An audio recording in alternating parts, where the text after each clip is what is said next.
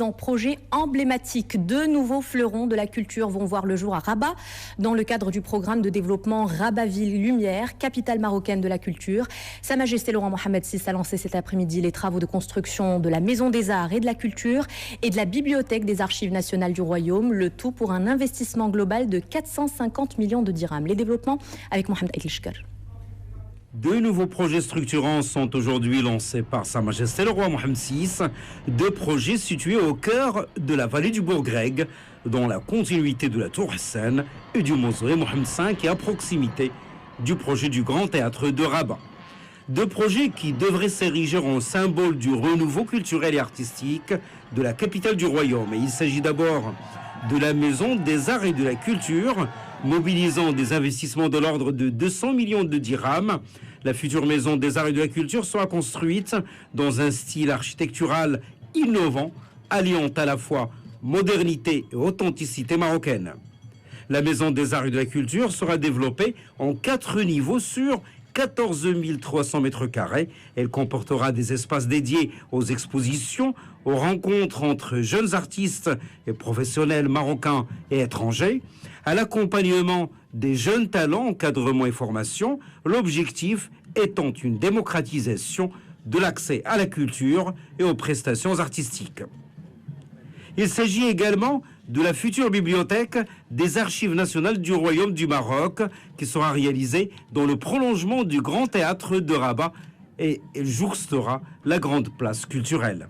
Conçue également en 4 niveaux sur 14 900 mètres carrés, la future bibliothèque comprendra des espaces de valorisation, expositions temporaires et permanentes, expériences digitales, ateliers scénographiques.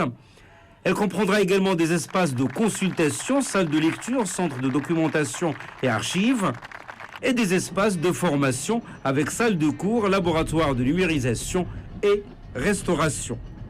Sa Majesté le roi Mohamed VI a procédé également sur la rive droite du Bourgreg au lancement des travaux de construction d'une tour de 45 étages, un projet phare qui complète et enrichit le nouveau plan d'aménagement de la vallée du Bourgreg.